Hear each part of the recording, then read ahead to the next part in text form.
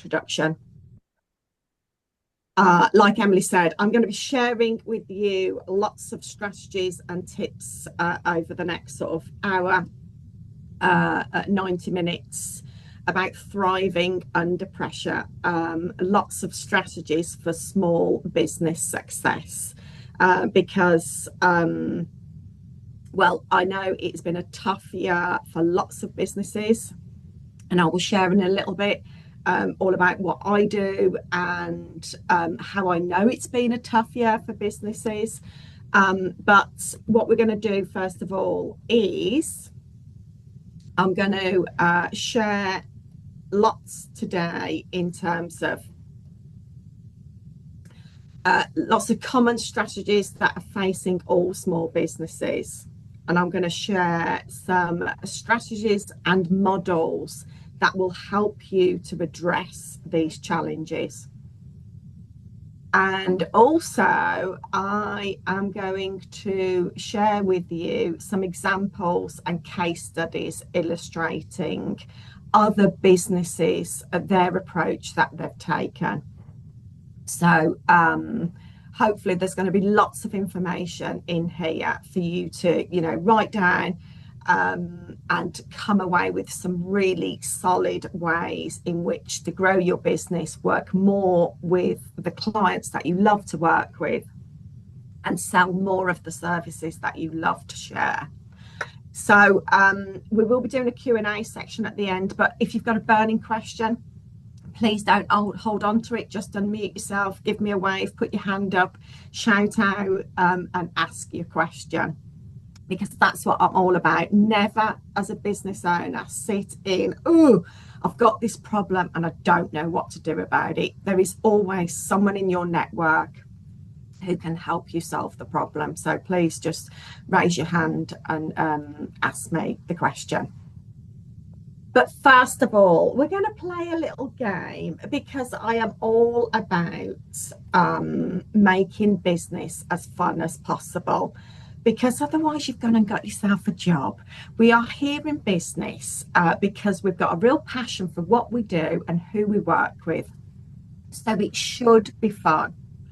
Now, I can see everybody on my screen is likely at home, or they're in a space where it's a safe space, as in there's no other people in the room. So my game is going to work perfectly. But I have to tell you, I've also done this in person.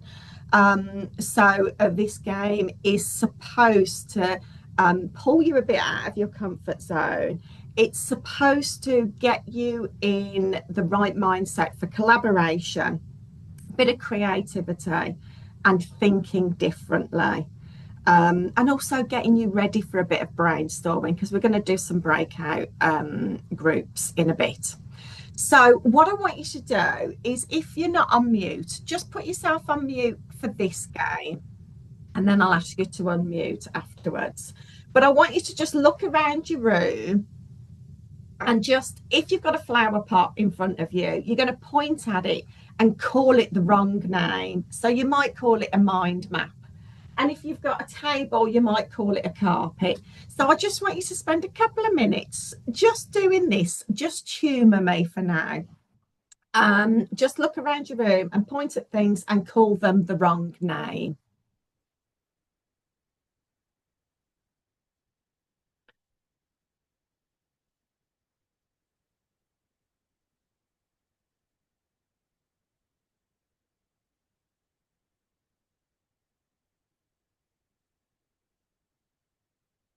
Brilliant, ladies.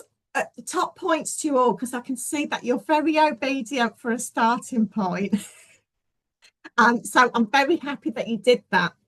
But like I say, it's just getting you to just think about things in a bit of a different way, and to just, like I say, just think differently, step outside your comfort zone, and just put a tiny little bit of fun back into things.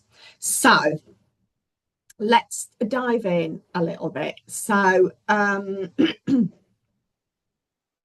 to share a little bit about me. So I started Metaphor business coaching. That's my business. I started it 18 years ago in 2007. So, I started in a recession. We've been through, pandemic, another recession, Brexit, all sorts of things, pregnancies. I have seen it all in the 18 years that I've been in business. So, this is what I'm going to share with you today. Loads of strategies that I share with my clients that they put into place to enable them to grow their business and work with more of the clients that they love. I love yoga. You can see me there doing a bit of yoga. I've been practicing yoga for 10 years. I'm a very keen runner. If you live in Sutton Coldfield and Warmley and Wild Green in particular, you will see me running around the London Marathon in April this year, in that very hot year. But I did it. I love kind of putting myself out of my comfort zone and seeing what I can achieve, both mentally and physically. And I love helping business owners stand out from the crowd and create impact. And I've particularly shared that picture of me hiding behind a plant because I really encourage all business owners to oh, sorry, Tara, you're saying that you can see grey boxes over part of the screen. So maybe that's me because I'm trying to see, I want to see you guys as well as my screen. So let me just move you out of the way. This is the joys of Zoom, isn't it? I was saying to Emily before we came on, there is always something that doesn't quite work. So I think we can't see the top part of your screen there. It's because I've got you on my screen because I wanted to see you ladies as well. So I've got to pick whether I see you or let me just see if I can move it. Otherwise, gotta get rid of you. I can't do that now either. Bear with me. We could just imagine what's there. You should be able to drag it. Oh, I've done it. Yeah, you've done it. Does that help? It just keeps messing up. Read past of it on the right, but yeah, there's still one in the middle. Slightly move it. Is that better? You can see me doing yoga now, yeah? Yeah. Okay. Well, just make sure, because otherwise I'm just talking to a screen and that is very hard. So I said about standing out behind that plant. This is what I really encourage business owners to do, is to get some visibility, step out of your comfort zone, because nobody wants to be the world's best secret. So I'm going to share with you lots of ways in building up your confidence and stepping out and being more visible to your target audience. So lots of blood, sweat and tears has gone into my business over the 18 years. And I completely understand all of the challenges that come business owners' way. So any question you've got, I have heard it before. And there will be a solution. I'm a firm believer in every problem has a solution. So I wanted to share this quote about entrepreneurs are founders that can succeed against the odds. The people who quietly build UK PLC are blessed with creativity, ingenuity, hard work, and luck. Because there's always a bit of luck in everything that we achieve. But I wanted to share that word entrepreneurs because lots of people, business owners, don't think of themselves as entrepreneurs. They think of people like Elon Musk or Anita Roddick or Mark Zuckerberg as entrepreneurs. We are all entrepreneurs. Anyone that he is bearing the risk and enjoying the reward of a business is an entrepreneur. So, this is about you diving in and digging into your creativity and ingenuity a bit more, and mixed with luck and hard work, that's when you get the results. So I don't know about you, but I take lots of inspiration from sports people in business, because ultimately sports people are their own brand. They're always setting out to achieve things that haven't been done before. And we're doing exactly the same in our business. They've got a strong mindset, or they have to build a strong mindset. So I just want to share a couple of minutes of a clip from Rory. I don't know whether anyone is a golf fan in the room. I'm not particularly, I just get exposed to lots of sport because my husband watches a lot of sport. But Rory did something that he really wanted to achieve. He won the Masters Grand Slam, which meant he won all 5 majors. So I'm just going to share a couple of minutes, and I just want you to listen out for the things he shares about his success. So have a listen to Rory. And Rory McIlroy has etched his name into golfing history by winning the US Masters in Georgia to complete the career Grand Slam. He beat England's Justin Rose in a tense playoff at the Augusta National. It is McIlroy's first Masters win and makes him the first European to complete a career Grand Slam of golf's 4 major tournaments. He's only the 6th player to win all 4, the US Masters, the US Open, the US PGA and the British Open. Our reporter Stephen Watson spoke to Rory McIlroy shortly after his win. It feels like it's been a long time coming. I've been coming here for 17 years. I had my first real chance at winning this 14 years ago. It didn't quite happen that day. And then for the last 10 years coming here and trying to complete the Grand Slam. There's been a lot, every year I come here into here, there's been a lot riding on this week for obvious reasons. And some years I handled it well, some years I didn't. But, thankfully, finally I was able to get over the line. You told me as a young boy, 25 years ago, that this was your dream to win all 4 majors. So what's it like to be standing here today to have achieved it? Yeah, it's incredible. I think, when you're 10 years old, you don't know what you're saying, but there was something in there. Look, I feel incredibly fortunate and grateful, and my mum and dad, they saw potential in me, and they did everything possible to help me try to fulfill that potential. And this is as much theirs as it is mine. I wish they were here to celebrate with me tonight, but hopefully I'll see them in a couple days' time, and we're gonna, we're there. It's amazing.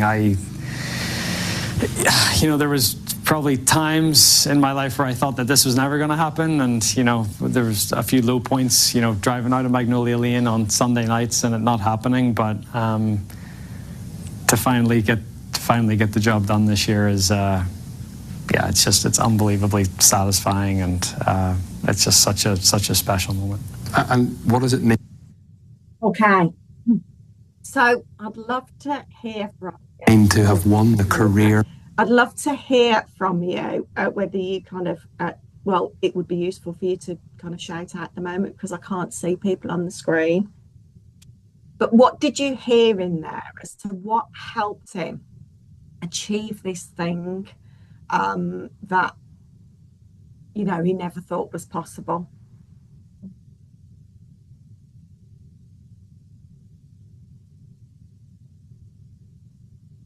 Belief. Yep. What else?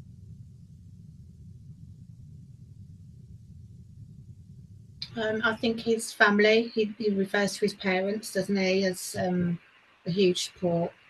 Yeah, brilliant. So he had to have a support network there, didn't he? Determination. He envisaged it, Abby, and he set that goal. And of course, he set the goal when he was about 10 years old and said, you don't really know what you're talking about when you're 10. But that's what we do in business. We set the goals We set them thinking, oh, am I going to achieve it? But we aim to put a really clear plan in place. And we need a really solid support network. And Tara, absolutely, he kept going with it. You know, I think he's about 34. So he's been playing, you know, for a good, like, nearly 25 years. So, you know, he was so tenacious with it and never stopped kind of believing, even in those down moments. So I want you to kind of use that story, or look out for other people's stories. I can give some brilliant documentaries, podcasts and books of sports people who've got amazing stories that are so inspiring in business, because they go through all the same ups and downs that we do. So let's move on then. I would love us to talk about common challenges facing businesses. So again, in the chat or unmuting yourself, whichever you prefer, I would love you to start sharing some of the challenges that come up for you in your business, whether it's been over the last year or just in general. What are the challenges that you're facing? Flow pipeline, yep.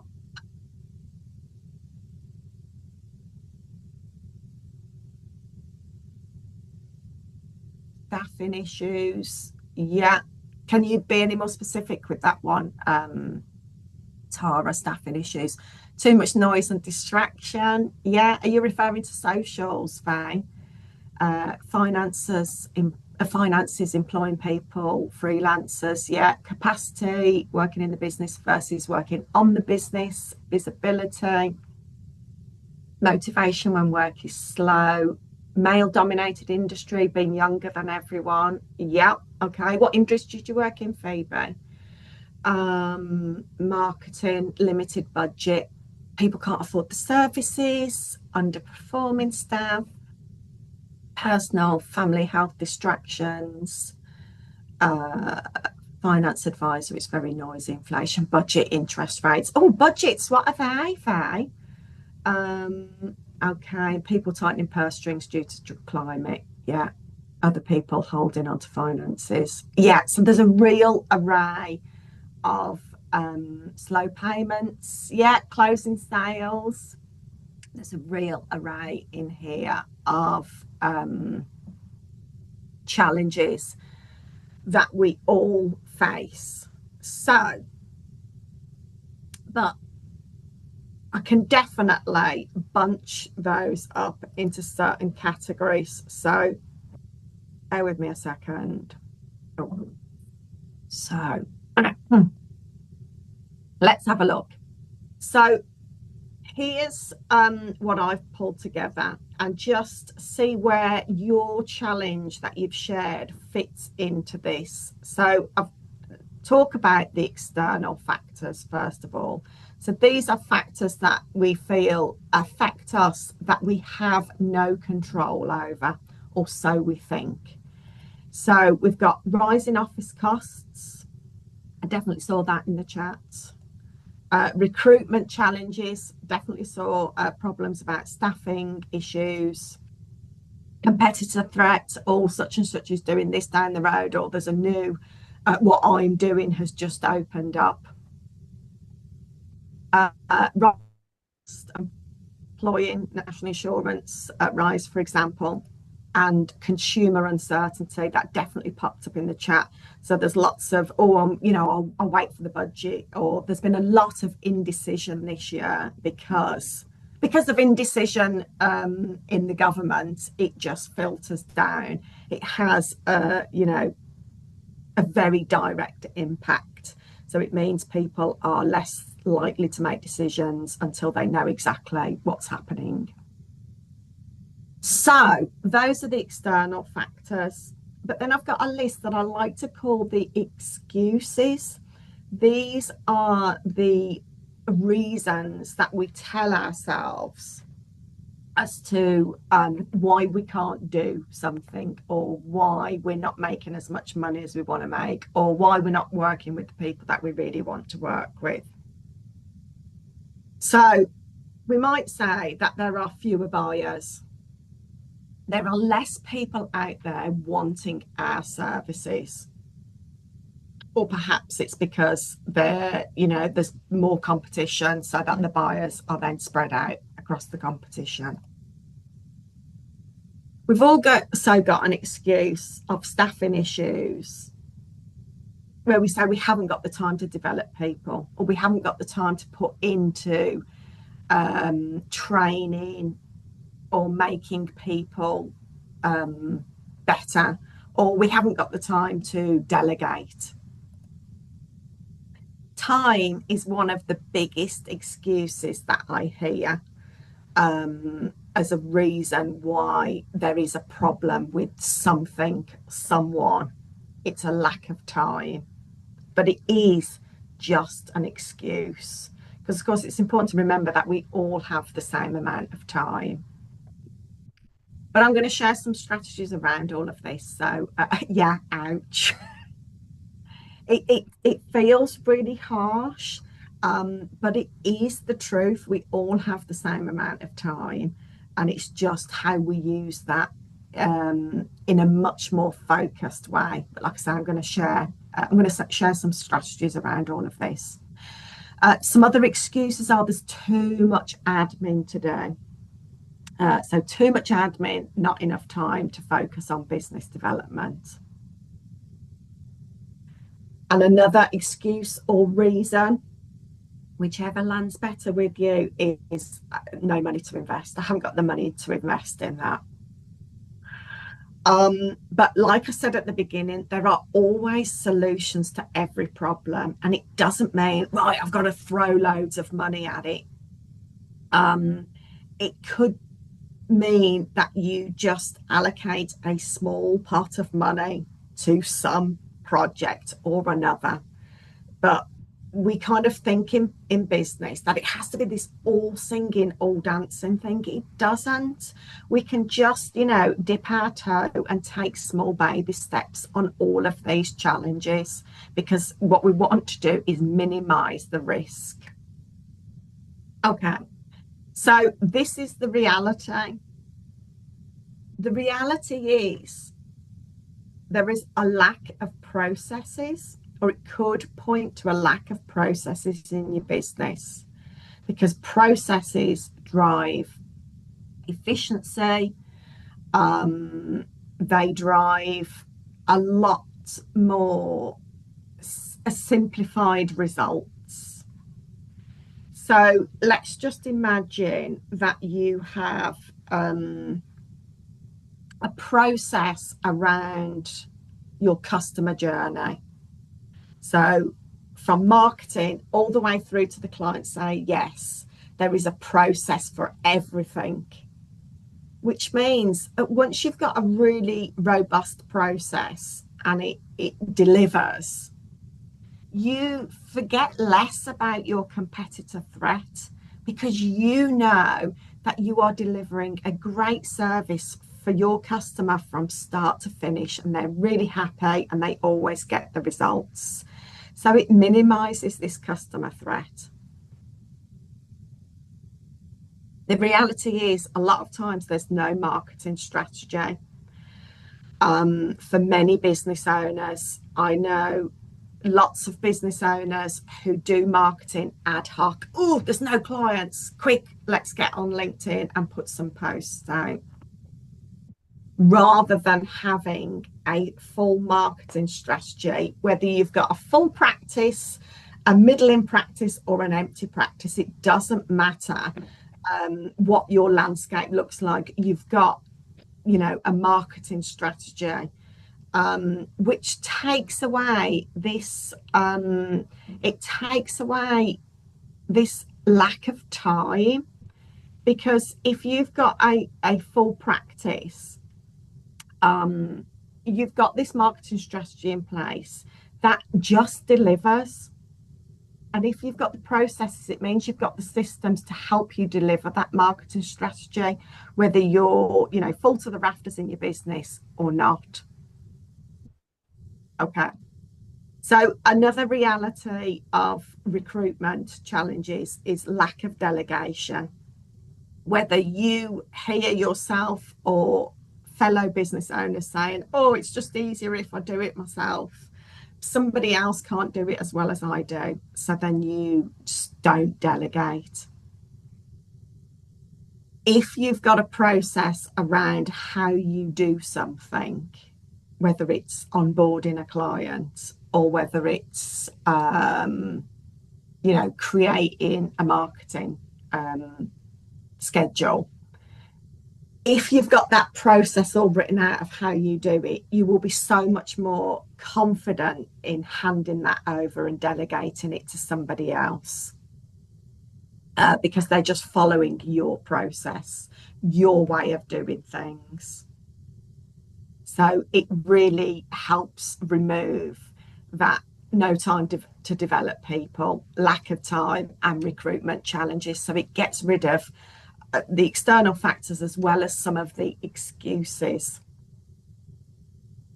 Right, the reality is lots of business owners are firefighting, and therefore there's a lack of business development focus. So maybe you're in that space of I've got no time to focus on creating a strategy or focus on developing the business, because you're constantly firefighting, just dealing with the clients that you've got, answering queries, posting on LinkedIn, whatever you're doing. But I am a massive believer in putting aside time for business development, whether all you can do is an hour a week or 20 minutes a day, whatever it is. I'm all about scheduling that time in to focus on business development, even if you're just picking one thing to do every week or every day. That will help get you out of the firefighting and into creating a marketing strategy and into creating more time. So I can't see anyone's faces at the moment or reactions. So I'm hoping you're not all like, so I'll open up for some feedback in a minute. So the last one, the reality that is causing the excuses and the problems with the external factors, is a lack of systems. Whether you're a business owner of 1, 10 or 100, there needs to be systems in place so that you can manage all the things that needs to be managed as a business owner, whether you're a sole trader or whether you've got a team of 10 or 100. Systems will help give you back more time, drive efficiencies, and help you delegate with confidence and ease. And the final one is mindset blockages. This is one of the reasons I hear what stops people from, let's pick being more visible on LinkedIn, because, I don't know what to talk about. I'm scared of people seeing me. Scared of sharing my opinion if it's unpopular with people. So the reality of most of the challenges people face is all held in these 6 areas. So I would love to hear how that has landed with people. Can you open up your lines or put in the chat? I'm just going to see if I can get you on my screen.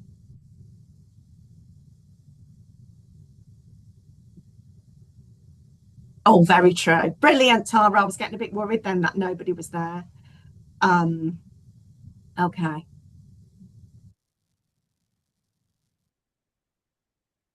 Can anyone share anything around some of those excuses around time? Abby, you shared the systems and processes help with time, definitely.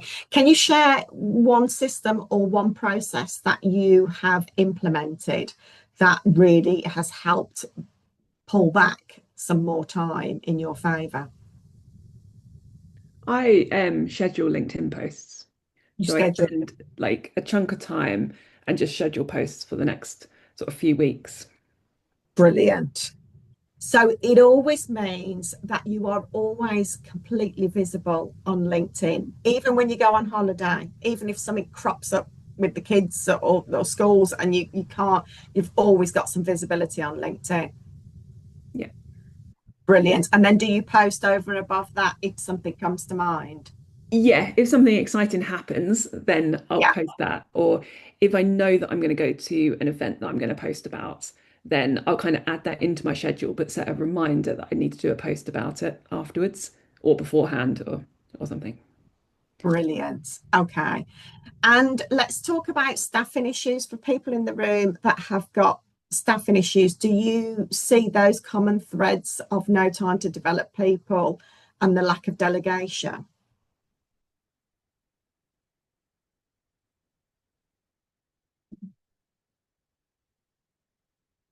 Perhaps we've got no people in the room who've got staff. But To a certain extent, I would agree, but also sometimes you can work on developing someone who's never going to achieve what you need them to achieve. And then yeah, it all becomes a huge distraction. yeah. Something my coach always shares is hire slow, fire fast. It's a really good line to remember. Yes, sometimes people don't want to develop themselves. So this is about making sure that you've got a really robust process in place for hiring people, because ultimately, when you're hiring for the first time, what you're trying to do is hire people that can do the stuff that you don't want to do anymore because your time is worth more. So it's about making sure that you've got processes in place for that stuff that you don't want to do. And then, creating really robust interview questions, even if you're employing freelancers and contractors, creating some really robust interview questions around, right, tell me how you've handled this situation before. What exactly have you put in place to make sure that it's got the outcome of X? And so you've got your textbook answers, and that is what you're looking for in the hiring process. And then once you've hired them, you're handing over your process. It's like a little handbook and saying, this is how I want you to do things, and having a lovely system like Asana or Monday or Trello, then it's going to help you to track it so you don't have to be involved in every step. So it's about eliminating the external factors and eliminating the excuses as much as you possibly can. Does that all resonate with people? Can I have some nods? Brilliant. Okay. So I want to share with you this lovely screen of inspiration. So I shared with you that I started my business in 2007. Now, I don't know what your backgrounds are in terms of when you started, how long you've been, but I'm guessing, you've seen a pandemic at least in your business, or, if you've started in the last couple of years, then you've seen the backlash of, coming out of a global pandemic. But I wanted to share with you, over half of the Forbes 500 was started during a crisis of some sort. So out of adversity comes lots of opportunities, and these companies, showcase this. There is always a different way of doing things, about reaching a different audience and being really clever with your marketing. And just because these are big brands doesn't mean that you can't do it for yourselves. It's about really tracking what's working in your business, what's not working, and don't be afraid to ditch the stuff that is not working. So looking at these brands in front of you, what do they all have in common? And again, just use the chat for this. What are the common threads running through all these businesses? And just in case you don't know, Farfetch and Beyond Meat, I think Beyond Meat is pretty transparent in terms of what they do, but Farfetch, again, you can put your designer goods on there and buy them at a cheaper rate. So what have they all got in common?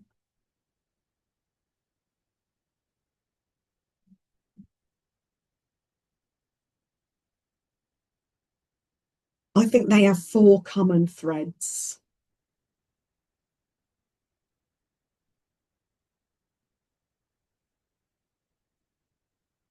Anyone? No? Okay. So as far as I'm concerned, they really have a common thread of connecting people. And helping people do business more easily. They help make lives easier. And there's a lot of sustainability in there as well, because a lot of them are online platforms. So we've got making lives easier, sustainability, connecting people, and helping people do business more easily. Now, I bet from everybody in the room that you can tick at least 2 of those boxes. And, you know, specifically the connecting people, I think this has been one of the really positive things that has come out of COVID, that we do want to feel more connected. So how can you showcase those 4 areas in your business more? And how can you shout and share about them more on your social platforms that you use? Can anyone share any ideas of those so far?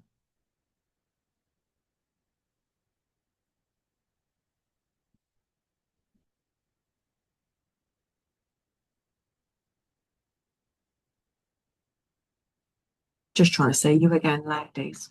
And I can't.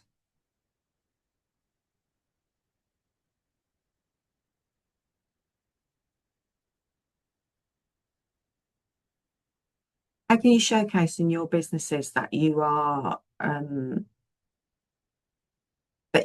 good at connecting with people and that you help people feel more connected?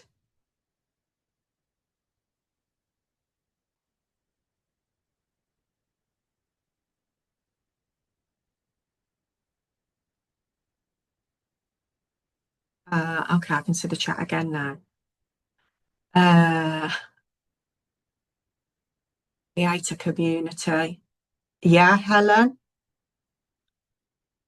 And think about the easiest ways to do that. You know, it doesn't have to be like this huge undertaking that's going to take loads of time and energy from you.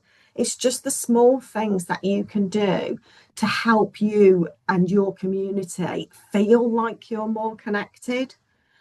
Abby, I think that can show the connectivity that we all struggle with, a PR mindset and well-being, connectivity that we all struggle with. Abby, can you share a little bit more about that? Can you hear me?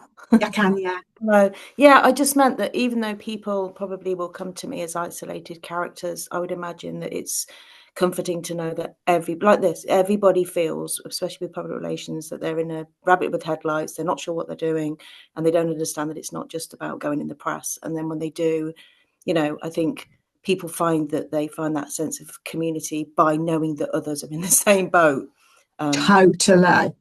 And I would really encourage you, Abby, to think about how you can share those. Yeah, I really will now. Say again. I really will now. I didn't. Yeah. I was just sort of isolated because it's one-on-one a lot. So, but actually it's the fact that you're connected by the same principle that you are. Yeah, we're all connected by the same problems. We think our problems are so unique. Everybody always comes to me and goes, oh, I bet you've never heard this before. Oh, I bet this is in a real terrible state. That's not the case. We all have the same problems. We just share different ways. Okay. Social proof, definitely reaching out to people through LinkedIn, going to events and talking to people. Yeah, sharing case studies. Case studies is a brilliant one. I encourage you, if you haven't got case studies, just get a couple in, put them on LinkedIn. Something I love to do is share case studies. If someone inquires about my business, about working with me, or has a Kickstart session with me, then I will send them out a case study afterwards. It's just a really nice little touch point, and it's about standing out from the crowd, isn't it? People like to receive something through the post. It's something a little bit different rather than something sent by email that they're not going to open and read, but sent in the post as a tangible paper copy makes all the difference. So yeah, I really want you to think about those 4 things and see how you can share them more in your business to help you stand out. Okay. Let's get that off the screen again. Okay. So I'm going to share with you now, and you're going to do a little bit of work in breakout rooms, if we can sort that out, Emily. I'm going to share with you some examples and case studies of others' approaches, businesses that I've worked with who have come to me with certain challenges. And I'm going to ask you to work through how you would solve their challenges. And then I'm going to share with you what we did do and the results they got from it. So I'm going to get you to do some thinking and some planning out. But first of all, okay. Yeah, so there's 17 of us on the call. So if we do 5 groups of 3 and then one. Okay.